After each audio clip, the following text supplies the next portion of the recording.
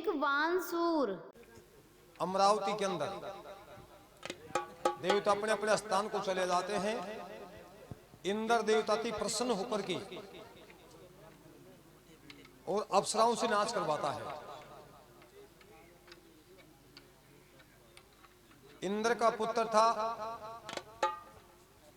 वो अपने पिता की सभा में नहीं जाया करते थे। बाप बेटा की सभा में कौन जाए, जो बेटो बाप की सभा में नहीं जाता था। समय बड़ी बलवान होती है। मन में विचार किया कि मेरे पिता ने दिन प्रति ऐसा सुंदर नाच करवाता, आज मैं भी देख कर आऊंगा। झांकी द्वारा नाच देखता है तो सूर्य भगवान की किरण टूट करके इंद्र के पुत्र के ऊपर चली जाती है। भगवान इंद्र ने देखा तो अचानक मोहिनी अप्सरा थी, उसकी नजर भी उसके ऊपर चली जाती है। इंद्र ने विचार किया कि मोहिनी मेरी तरफ देखती थी, आज इस तरफ क्या देख रही है। जब इंद्र ने झुक करके देखा तो पुत्र का मुंह दिखा। अरे जा, बोले बेवकूफ, मैं तेरे को श्राप देता हूं कि तू मृत लोक के अंदर गधा बन करके घूमेगा, गधी के पेट से जन्म लेगा। इसी प्रकार से वो आकर के मृत लोक के अंदर गधी के गर्भ में प्रवेश कर जाता है। रहते सहते बहुत समय व्यतीत होता है। जो जो धीरे धीरे गर्भ भरता है और वो रात्रि की समावाद देता है कि हे राजा, जाओ मंत्री और राजा को कह दो कि या तो इनकी बेटी के साथ मेरी शादी कर दे, अन्यथा इस नगरी को मैं ढहस महस कर दूं। वो बात खुमार को सुनी। खुमार का को थर थर जीव घबरा गो, ये भगवान बहुत बुरी न्याय होगी। जय राजा का खबर पड़गी तो अपना कच्चा बच्चा ने कोलू में पिलवा देगो, जान से खत्म करवा देगो। खुमार को गांव छोड़ बार तैयार हो गो। जब राजा ऑर्डर दिया मंत्रियों को कि तुम जाओ मेरी नगरी में देख कर आओ कोई दुखी तो नहीं है। खुमार सामान ला दे। बोले के बात, बोले भाई नगरी मारो टिकबो को न्या, अब मैं तो वो ठकते जा मारो ठोर ठिकानो। बोलो जब तक राजा का ऑर्डर नहीं होगा, जब तक आप यहां से नहीं हलोगे। वापस जाकर के राजा से कहते हैं कि महाराज, तेरी नगरी में सब खुशहाली है, संपन्न परिवार बगबग हंसता है, लेकिन एक प्रजापति ने महाराज अपना सामान घर का लाद करके और तेरी नगरी को गांव छोड़ना चाहता है। हम उनको पूजा कारण क्या है। तब उसने ये कहा कि जाओ राजा से कह दो कि या तो मंत्री मेरे घर रात में सोए, और मंत्री रात में ना सोए तो खुद सोम राजा करके सो। राजा ने ऑर्डर दिया कि जाओ मंत्रियों, आज उसकी बात को सुनकर क्या हो, उसको गांव से बाहर मत जाने दो। मेरी नगरी में एक व्यक्ति जाता है तो मेरा कलेजा छूलता है। अत्री कहते समय मंत्री आकर के शाम की समय कहते हैं कि महाराज अपना सामान उतार लो, हम रात की समय तेरे घर के ऊपर डटेंगे, जो भी बात होगी जिसको समाधान करेंगे। विद्वानों का मत गौर पुराण का सार कहता है कि जब उसी समय खुमार के घर के ऊपर रात्रि की समय मंत्री सोते हैं और सूते मंत्रियों के इस कानून में आवाज आती है कि हे खुमार का, जाकर के राजा से कह दे कि या तुम की बेटी के साथ मेरी शादी कर दे, अन्यथा इस नगरी को मैं ढहस महस कर दूंगा।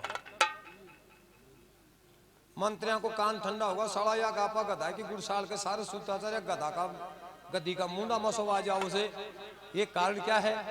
राजा ना आपा खांगा तो राजा भी अपना कच्चा बच्चा कोलू में पिलवा देगा। जय बने तो शिवम राजा को पैरों लगाना चाहिए। बोले महाराज मारे भी बहुत समझ में कौन आए, तू ही चाल, तू ही तेरो पैरों लगा। शिवम राजा उठ कर आकर के पैरा लगाता है और रात का 12 बजे ही उसी वही आवाज आती है कि हे राजा, या तो तेरी लड़की के साथ मेरी शादी कर दे, अगर तू लड़की के साथ में शादी नहीं करेगा तो तेरी नगरी को ढहस महस कर दे। जब राजा ने सोचा कि इसमें कोई संदेश नहीं, राजा होते हैं वो सब बातों को सोच समझ करके फैसला करते हैं। जैसे बाबा पार्श्वनाथ जी थे, ये सोच समझ करके फैसला करते थे, क्योंकि राजा के लिए, संत के लिए सर्व समाज एक होती है। जब राजा ने फैसला किया कि मैं तेरी बात को स्वीकार करता हूं, लेकिन मेरी भी एक शर्त है। बोले वो कौन सी। कि मेरी उज्जैन शहर नगरी के चौफेरा पीतल की परकोटा होनी चाहिए। अरे बोलो राजा मोखान चूक गोल के बाद अगर जे तू पीतल की बजाय सोना और चांदी की मांग ले तो मैं सोना चांदी की भी लगा देता। कहते हैं कि जब उसी समय ये कहने के पश्चात राजा अपने स्थान के ऊपर चला जाता है। दूसरी रात आती है। तीसरी रात में आकर के पूरी नगरी के चौफेरा पीतल की परकोटा तैयार कर दी। निकल बाट कती कर गेटी कौन छोड़ो। नगरी के भाग करके राजा के पास हम जाते हैं। महाराज कहो।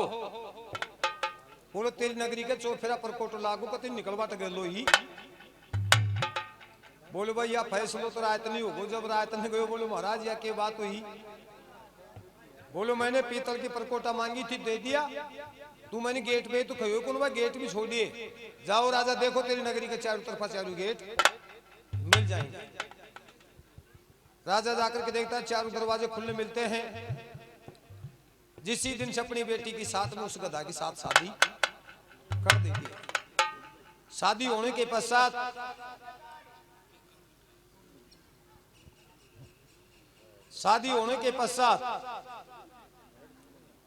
समय बड़ी बलवान थी। उस लड़की ने अपने पति को स्वीकार कर लिया। स्वीकार करने के पश्चात वो अपने ससुराल के दरबार चली गई। समाने के पश्चात राजा की मृत्यु हो जाती है। मृत्यु होने के पश्चात मन में विचार किया कि अब क्या हो। होती है जब विचार करती है कि महाराज मैं सखी सहेलियों के बीच में जाकर के बैठती हूं और विचार करती हूं। कोई मुझे कहते है तेरा पति कहां है। तेरा पति तो मर चुका है। मैं तेरे साथ में शादी कर ली। मुझे कोई उपाय और विधि और विधान बताओ। अंत में आकर के लड़की रूस करके अपने पिता के घर चली जाती है। जाकर के माँ से कहती है कि माता जी रात्रि के समय इंसान बन करके आता है दिन के समय गधा रहता है। मैं उसको कैसे पति स्वीकार करूं। सखी सहेलियां पूरा संसार मुझे थूक करके भर रहा है। जब उसकी माँ कहती है कि बेटी अगर तू मैंने गधा की खोड़ दिखा देगी तो जाओ उसको इंसानी में रखे। माँ बेटी की सहायता करने के लिए बेटी के ससुराल आती है। रात्रि के समय इंसान बनकर के गंधर्व सामने खड़ा होता है। और जब वो खोड़ खूंटी में टिकी हुई थी बेटी के साथ में अन्याय माँ कर रही थी। हाथ जोड़ करके बोली बेटी अब रात्रि की समय है तुम तुम्हारे कक्ष में चले जाओ। मैं इस कक्ष में आराम करती हूँ। वो गंधर्व और वो महारानी जाकर के अपने कक्ष में विश्राम करते हैं। और लड़की की माँ उठ करके उस खोड़ को उठाती है और खोड़ को ले जाकर के जला देती है।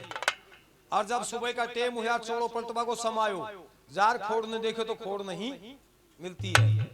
और तब उसी समय घबरा करके अरे गंधर्व अपनी महारानी से श्राप देता और कहने लग जाता है तो क्या कह रहा था वो खड़ी खड़ी क्या सुन रही